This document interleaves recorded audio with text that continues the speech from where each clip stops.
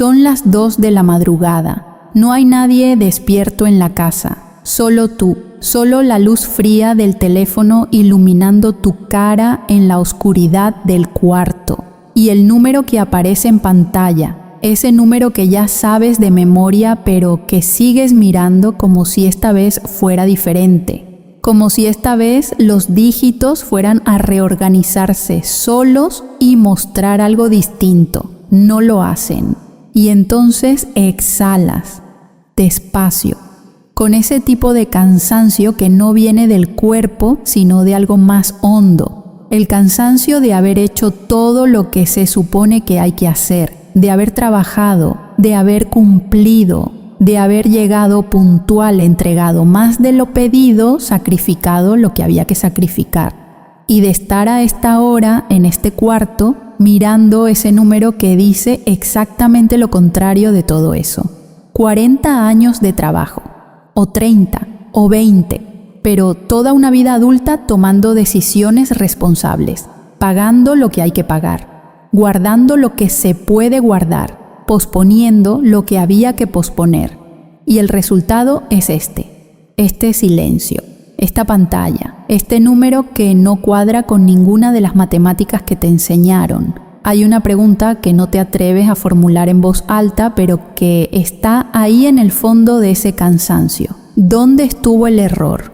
No en el esfuerzo, eso lo sabes. El esfuerzo estuvo, el esfuerzo sobró. Entonces el error estuvo en otra parte, en algo que nadie te explicó, en una ley que opera diferente a lo que te dijeron, en un mecanismo que lleva décadas funcionando alrededor tuyo sin que nadie te mostrara cómo se activa. Eso es lo que este audio viene a mostrarte, no con motivación, no con promesas vacías, con una mecánica, con una ley, con algo que Florence Scovel Shinn descubrió hace más de 100 años y que sigue operando con la misma precisión con que opera la gravedad, aunque nadie la vea, aunque nadie la nombre, aunque nadie te la haya enseñado. Quédate, porque lo que viene no es lo que esperas, mentira.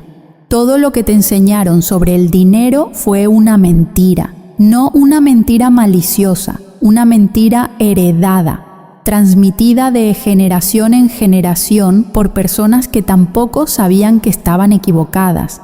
Tu padre no mintió cuando te dijo que el dinero se gana con trabajo. Tu madre no mintió cuando te enseñó que hay que ahorrar con sacrificio. La escuela no mintió cuando te enseñó que los resultados son proporcionales al esfuerzo. Todos creyeron lo que decían. Todos lo vivieron como verdad. Todos te lo pasaron como si fuera la única verdad posible. Pero hay una ley más antigua que todo eso.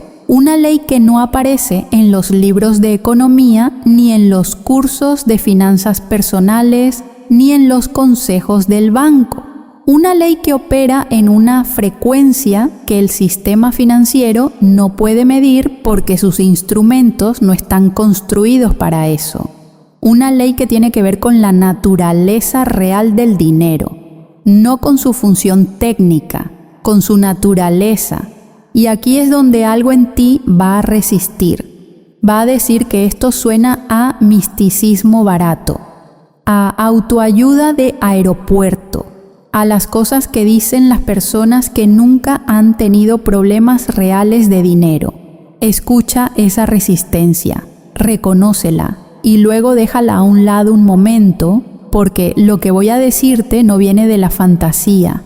Viene de una mujer que en 1920 estaba exactamente donde tú estás ahora, en la oscuridad, con el número equivocado en la pantalla, con el mismo nudo en el estómago que aparece cuando los cálculos no cierran y no hay nadie más a quien culpar porque ya hiciste todo lo que debías hacer. Florence Scovel Shinn llegó ahí por una ruta diferente a la tuya. Era artista, ilustradora. Se casó joven, creyó en la promesa y cuando el matrimonio terminó no quedó nada material, ningún ahorro, ninguna red de seguridad. solo deudas y la última moneda en el bolsillo, que en aquella época era literalmente la última moneda posible.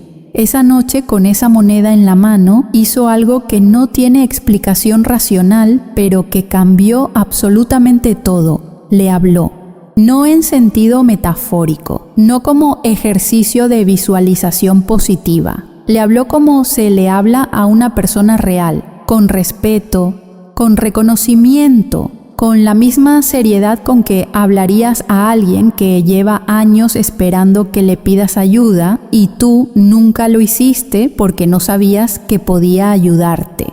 Le pidió perdón por todas las veces que lo había rechazado, por todas las veces que había dicho que no alcanza, que no hay suficiente, que el dinero es escaso y difícil y siempre estará en falta, por todas las veces que lo había tratado como enemigo cuando era un aliado que esperaba ser reconocido. Al día siguiente llegaron 3 oportunidades de trabajo que nadie anticipaba. Puedes llamarlo coincidencia. Florence lo llamó confirmación. Confirmación de que el dinero no es solo papel, ni metal, ni código en una base de datos. Es energía. Una energía que responde, una energía que escucha, una energía que lleva décadas ejecutando exactamente las órdenes que le has dado sin saber que las estabas dando. Y esa es la segunda capa de la traición, la más honda, la que duele de una manera diferente cuando la entiendes.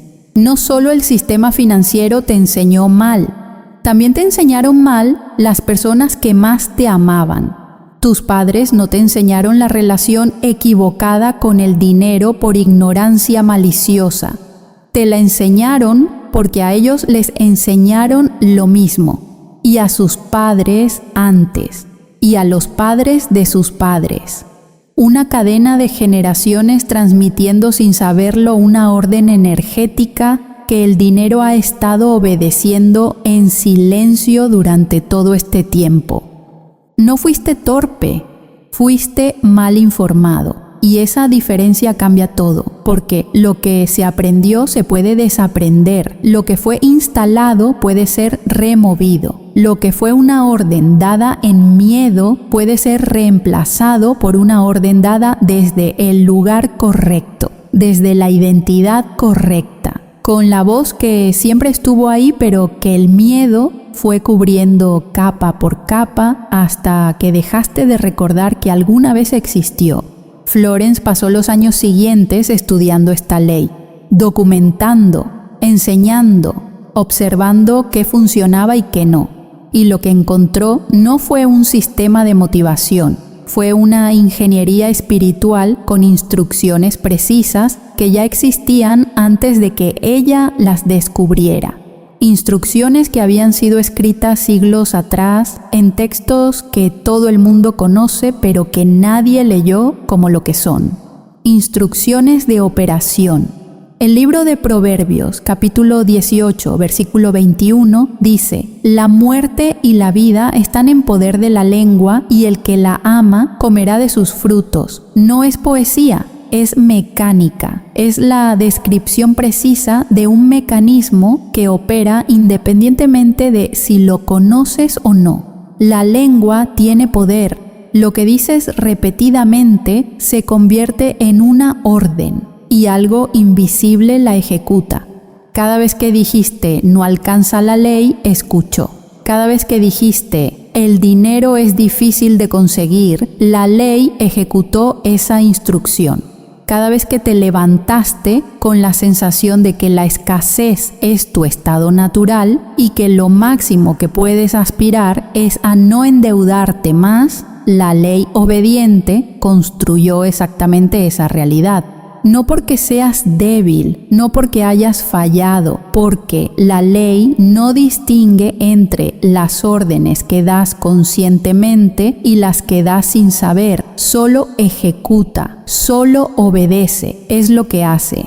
Florence trabajó con personas que cargaban exactamente lo que tú cargas, no teóricos, no personas con margen de error, personas con alquileres atrasados, con prestamistas que golpeaban la puerta, con hijos mirando y preguntando sin palabras si esta vez el dinero iba a alcanzar. Personas que llevaban en el estómago el mismo peso que tú sientes cuando revisas ese número en la pantalla a las 2 de la madrugada. Y lo que les enseñó no fue esfuerzo, fue el decreto, la orden correcta dada desde la identidad correcta en la frecuencia correcta. Si algo dentro de ti siente que lo que viene puede cambiar algo que hasta ahora parecía imposible de cambiar, este es el momento de suscribirte y activar la campanilla. No como publicidad, como ajuste de sintonía, porque lo que viene requiere que estés conectado, que no te lo pierdas, que cada vez que haya algo nuevo llegue directo a ti. Eso es lo que hace la campanilla. Sintoniza y lo que sigue requiere sintonía. Hay 3 niveles en este mecanismo y cada uno va más hondo que el anterior. El primero tiene que ver con quién crees ser, no con quién eres, con quién crees ser en relación al dinero. Y esa creencia es la que determina todo lo demás. No el mercado, no la economía, no la suerte. La creencia sobre tu propia identidad dentro de esta ley. Hay 2 versiones de ti que han estado operando simultáneamente sin que lo supieras. Una es el deudor, el calculador, el que revisa cuentas con miedo, el que cuando gasta algo para sí mismo siente culpa antes de que la compra termine de procesarse.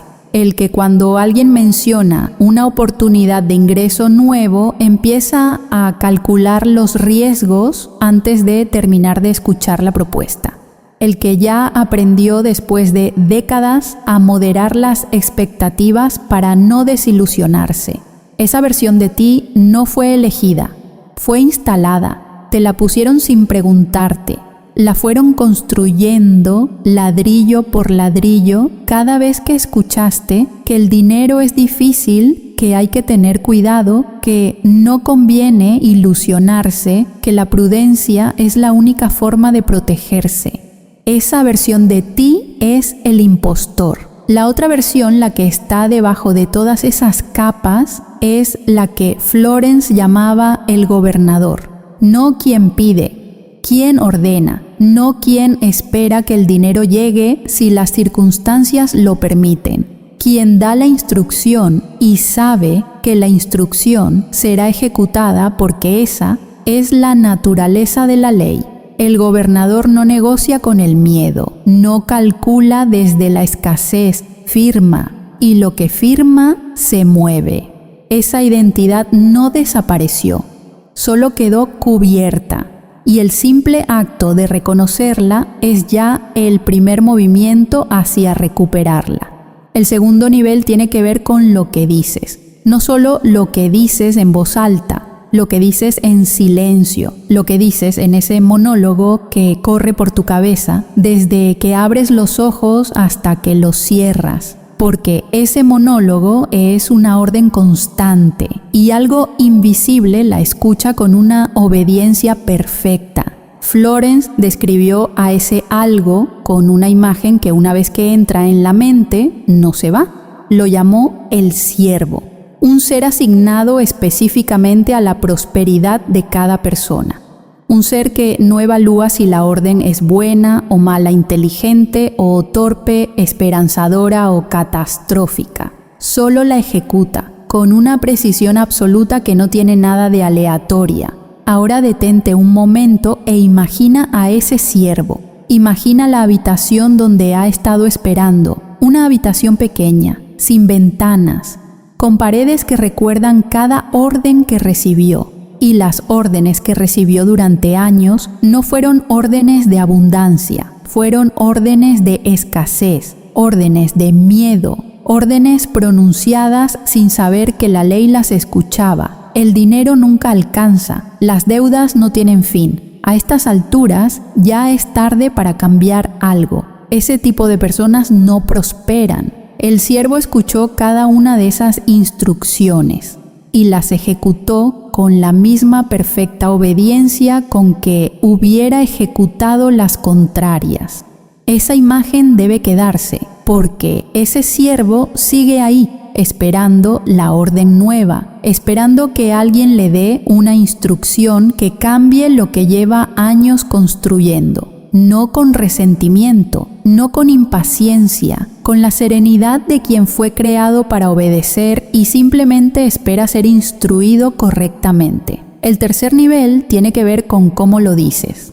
Y aquí es donde la mayoría falla, aunque llegue hasta este punto. Porque hay una diferencia que no está en las palabras, sino en el lugar del cuerpo desde donde salen. Florence lo documentó con una precisión que no tiene nada de místico. Hay una voz que pide permiso, que sale de la garganta, que tiene el tono de quien no está seguro de merecer lo que está pidiendo. Esa voz puede decir las palabras correctas y no activar nada porque la ley no responde a las palabras, responde a la frecuencia que las carga. Y luego hay una voz diferente, la que sale del pecho, la que suena como cuando alguien que conoce su propio nombre lo dice, sin duda, sin pedir permiso para existir, con la misma calma de quien firma un documento que ya es oficial, aunque nadie más lo haya leído todavía.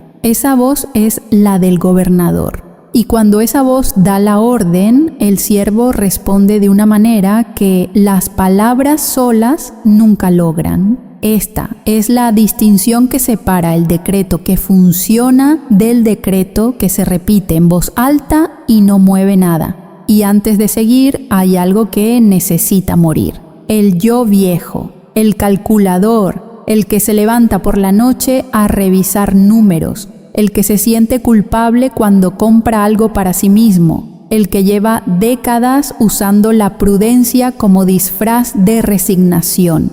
Ese yo tiene hábitos que conoces bien. Tiene una forma específica de sentarse frente a las cuentas, una forma de contener la respiración antes de ver el saldo, una forma de interrumpir la esperanza con el pensamiento correcto que dice que mejor no ilusionarse. Ese yo no muere con violencia. Muere cuando el gobernador recupera la firma. Muere como muere un contrato vencido cuando alguien finalmente lo cancela, sin drama, sin ceremonia, con la misma simplicidad firme de quien dice esto ya no me representa y lo firma. Ese es el movimiento.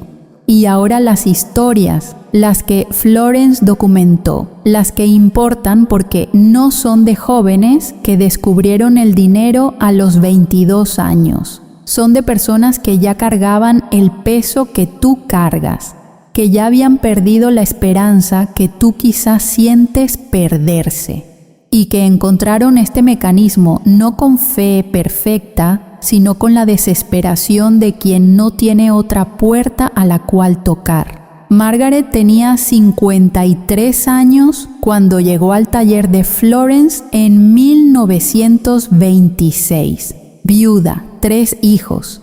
La única moneda que le quedaba en el bolsillo era literalmente la última. Había pasado años maldiciendo al dinero, culpándolo de todo, tratándolo como el enemigo que le había arruinado la vida. Y el dinero obediente a esas órdenes seguía siendo exactamente lo que ella decretaba que era: escaso, esquivo, imposible. Florence no le enseñó a pensar positivo. Le enseñó que la vergüenza que sentía de hablarle a sus monedas era exactamente la energía que mantenía la puerta cerrada. Le enseñó que no hablar con el dinero no era cordura, era la causa de todo. Margaret lo hizo con resistencia, con incomodidad, sin la menor sensación de que estaba funcionando. Al 10º día llegó una carta que nadie esperaba. Un familiar lejano que había fallecido dejó una pequeña herencia que nadie sabía que existía.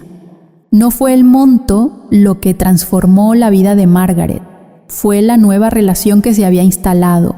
El dinero dejó de ser el enemigo que llegaba a veces si había suerte y se convirtió en algo diferente, en algo que respondía, en algo que escuchaba, Y en 3 meses, con las instrucciones que llegaban durante sus conversaciones matutinas, con esa energía, Margaret había convertido esa herencia pequeña en algo 10 veces mayor.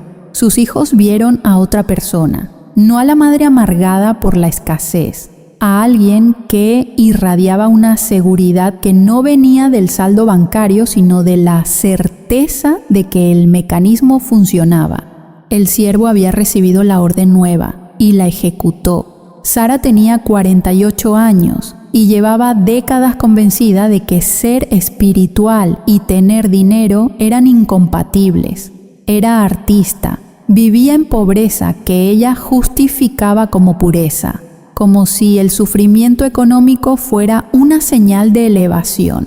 Florence le dijo algo que la golpeó en el centro de esa creencia construida durante tantos años. Rechazar el dinero no es espiritualidad, es rechazar uno de los regalos más poderosos que el plano material pone a disposición del alma para crear, para servir, para expresar lo que vino a expresar.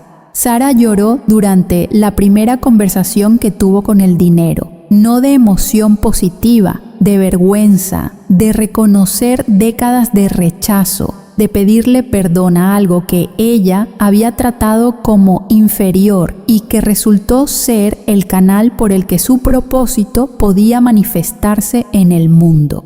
Ese momento de vulnerabilidad real, sin actuación ni protocolo, fue el instante en que algo cambió en la frecuencia que Sara emitía.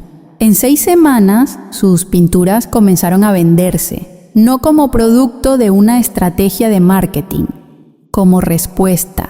El dinero fluía porque el canal ya no estaba bloqueado por el rechazo. El siervo había recibido instrucciones nuevas y las ejecutó.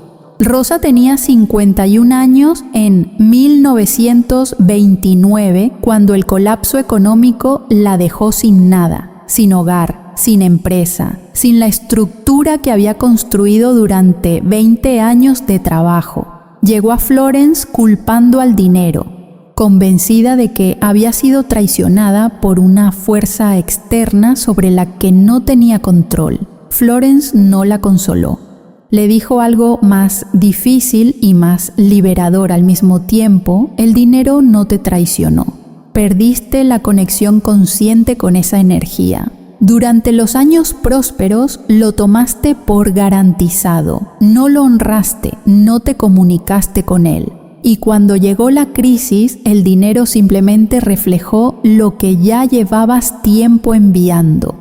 Esa frase aterrizó en Rosa como algo que duele porque es verdad. No la liberó del dolor, la liberó de la victimización. Y desde ese lugar diferente, con el ego del deudor a un lado, comenzó a hacerle cada mañana la única pregunta que importaba: ¿qué servicio puedo ofrecer hoy para que esta energía fluya a través de mí hacia donde necesita ir?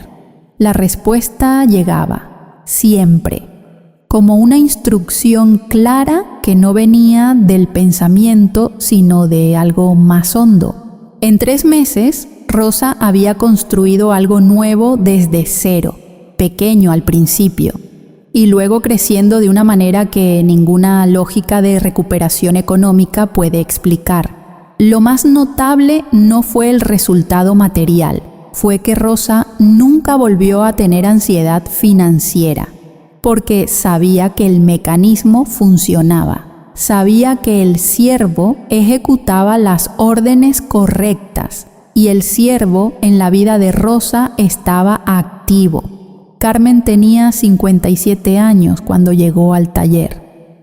4 generaciones de escasez a las espaldas. Bisabuelos que trabajaron toda la vida y murieron sin nada. Abuelos que hicieron lo mismo. Padres que repitieron el patrón con la misma exactitud que si hubieran seguido un manual. Y ella siguiendo ese manual sin saber que era un manual, comenzando a ver los mismos resultados aparecer en su propia vida. Florence le enseñó que esos patrones no eran destino, eran programación energética. órdenes transmitidas de generación en generación, no como maldición, sino como información heredada. Y la información heredada puede ser reemplazada, no con resentimiento hacia los que la transmitieron, con comprensión, con perdón y con la decisión firme de que esta cadena termina aquí. Carmen escribió una carta a sus bisabuelos, a sus abuelos, a sus padres, reconociendo su lucha, agradeciendo su resistencia y declarando con la voz que sale del pecho y no de la garganta que ella elegía un camino diferente, que lo que ellos no pudieron vivir, ella lo vivía en su nombre, que el nuevo legado empezaba ahora. En 2 meses, los ingresos de Carmen se habían triplicado, no por magia, por el siervo respondiendo a una orden que nadie en esa familia había pronunciado jamás con esa claridad. El patrón de 4 generaciones terminó en una habitación con una carta y una voz que por primera vez en esa línea familiar dijo la orden correcta. Y ahora, antes de lo que viene, hay algo que necesitas hacer. Suscríbete, activa la campanilla, no como un gesto de cortesía hacia este canal, como un acto de preparación para lo que sigue, porque lo que viene es diferente en su naturaleza a lo que escuchaste hasta aquí. Lo que vino antes fue comprensión, lo que viene ahora es activación. Y para recibirla necesitas estar en la frecuencia correcta. Necesitas haber tomado la decisión de estar aquí de manera intencional. Eso es lo que hace ese gesto pequeño. Confirma que estás eligiendo esto conscientemente, que no llegaste por accidente, que el gobernador está listo. Pon una mano en el centro del pecho, no como gesto simbólico, como acto de ubicación. Necesitas saber dónde está el lugar desde donde la orden va a salir, no de la cabeza, del pecho, del lugar donde el sonido resuena diferente, donde la voz cambia su cualidad porque el aire llega desde más hondo. Cierra los ojos si puedes. Si no puedes, deja que la mirada se vuelva suave, sin foco preciso, como cuando estás entre dormido y despierto, y el ojo no busca nada porque ya sabe que lo que importa no está afuera. Lo que estás a punto de decir no es nuevo, es un recuerdo. Esa voz existía antes de que el miedo la cubriera. Existía antes de que aprendieras que el dinero es difícil, antes de que la experiencia acumulada te enseñara a esperar menos para no desilusionarte. Antes de todo eso, había una versión de ti que no pedía permiso para existir, que no calculaba los riesgos de la esperanza, que sabía con una certeza que no tenía explicación lógica, que era el lugar correcto para que la abundancia fluyera. Esa voz no desapareció, solo olvidó su propio nombre. Y lo que va a ocurrir ahora es que va a recordarlo. El decreto es este: dinero, te reconozco como mi aliado. Vengo a ti con respeto y te ordeno que fluyas en mi vida multiplicado y en la forma perfecta que la ley ya estableció. Dilo ahora, con la mano en el pecho, con la voz que sale del pecho y no de la garganta. La primera vez, dilo con la firmeza de quien cancela un contrato vencido, no con rabia, con decisión, con la claridad de quien dice esto ya no opera en mi vida y sabe que la firma tiene peso. El contrato viejo fue el decreto de escasez que estuvo activo durante años. Este es el documento que lo reemplaza. Dilo así, con esa autoridad, la segunda vez más lento. Deja que cada palabra aterrice antes de que llegue la siguiente. Dinero. Pausa. Te reconozco. Pausa. Como mi aliado. Siente cada palabra como si estuviera sellando algo que antes estaba abierto. Como si el pecho fuera un espacio donde las palabras dejan una marca que el plano invisible registra. Más lento. Desde más hondo. La tercera vez con la calma.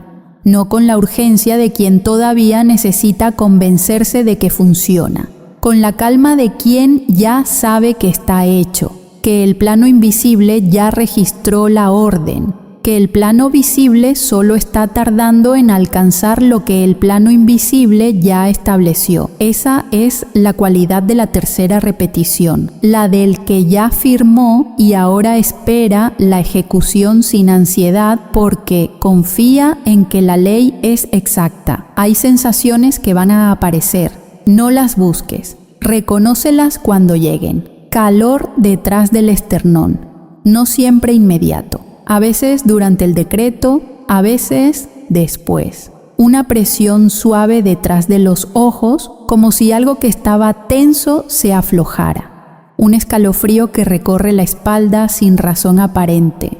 Una quietud que llega sin que nadie la haya llamado.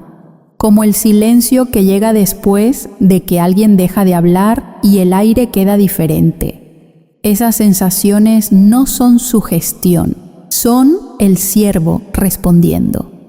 Es el cuerpo reconociendo que la firma del gobernador fue estampada en el lugar correcto. El cuerpo reconoce la verdad antes que la mente. Confía en esas señales. Y ahora el ritual de los 7 días. Los primeros 3 días son para instalar la nueva orden.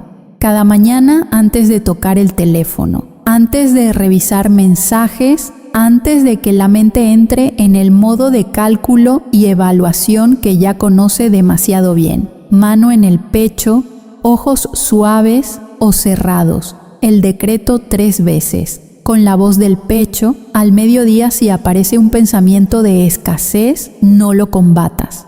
No lo analices, no entres en debate interno sobre si tienes razón o no tienes razón de sentirte así. Solo reemplázalo con el decreto, una vez, sin drama, sin enfrentamiento. El pensamiento viejo es la orden anterior intentando resucitar. No le des esa resurrección, solo pon la orden nueva en el espacio donde el pensamiento viejo quiso instalarse.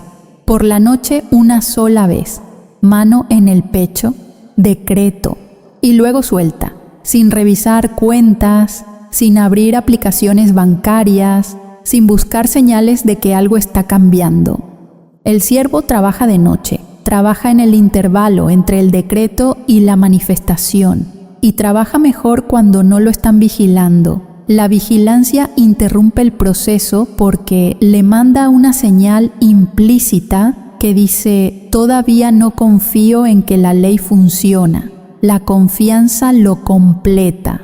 Los días 4 y 5 son para amplificar. Al decretar por la mañana, después de las 3 repeticiones, deja que aparezca la imagen. No la fuerces, no la construyas con esfuerzo mental, déjala aparecer. La habitación donde el siervo estuvo esperando, la puerta que se abre, el siervo que se levanta, que recibe la orden con claridad, que sale con paso firme hacia donde necesita ir para ejecutar lo que se le ordenó. No pongas detalles exagerados a esa imagen. La ley sabe dibujar mejor que la imaginación. Solo abre el espacio y deja que aparezca lo que tenga que aparecer. Los días 6 y 7 son de silencio activo. Decreta por la mañana y luego suelta por completo el resto del día, sin vigilar, sin buscar señales, sin preguntarte en el subconsciente si está funcionando. El gobernador que examina su propio decreto le está diciendo a la ley que no confía en ella, y la ley responde a la desconfianza con silencio. Estos 2 días se viven hacia afuera, haciendo lo que hay que hacer, estando donde hay que estar, pero con el espacio interior abierto, sin llenarlo de vigilancia. El siervo necesita ese espacio para regresar con lo que se le ordenó. Y la manifestación puede llegar de maneras que no anticipas. Un dinero que llega de donde no se esperaba. Una llamada de alguien que tenía algo que debía sin que nadie lo persiguiera. Un error administrativo a tu favor. Una persona que aparece con exactamente lo que necesitabas sin que nadie la hubiera enviado conscientemente. Una deuda que se cancela sin que nadie negociara su cancelación. No le pongas forma a la solución. El gobernador da la orden. La ley elige la forma. Y la forma que elige siempre es más eficiente que cualquier estrategia que la mente del deudor hubiera diseñado. No eres quien llega tarde a esto. No eres quien perdió la oportunidad por haberse enterado demasiado después. No eres quien cargó demasiados años el peso equivocado y ya no puede cambiarlo. Eso es lo que el deudor diría. Y el deudor ya no firma aquí. Tú llevas décadas de experiencia en este plano material, décadas de haber aprendido a distinguir lo que funciona de lo que no, de haber desarrollado una paciencia y una resistencia que en ningún manual puede enseñar. Eso no es un obstáculo para este mecanismo, es exactamente lo que lo hace más poderoso en ti que en alguien que todavía no sabe lo que cuesta sostener algo durante años sin resultados y seguir de pie. La ley no discrimina por edad, discrimina por la identidad desde la que se decreta. Y esa identidad no tiene que ver con cuántos años llevas en el mundo. Tiene que ver con si el gobernador o el deudor está firmando. El gobernador eres tú, siempre lo fuiste. Escribe ahora en los comentarios esta frase exacta: soy canal de abundancia y el siervo ejecuta mi orden. No como un gesto simbólico, como segundo decreto, porque la ley recibe la orden escrita y la orden hablada de forma simultánea. Dos canales activos son más difíciles de ignorar que uno. La ley es exacta y el orden escrito en este espacio frente a otros que están haciendo lo mismo añade una frecuencia colectiva que amplifica lo que ya decretaste en privado. Escríbelo y mientras lo escribes, siente la mano en el pecho, aunque sea en tu imaginación. Florence demostró que esto funciona y yo lo sé porque el siervo escuchó lo que ocurrió en este audio desde el momento en que decidiste quedarte a escucharlo hasta el final.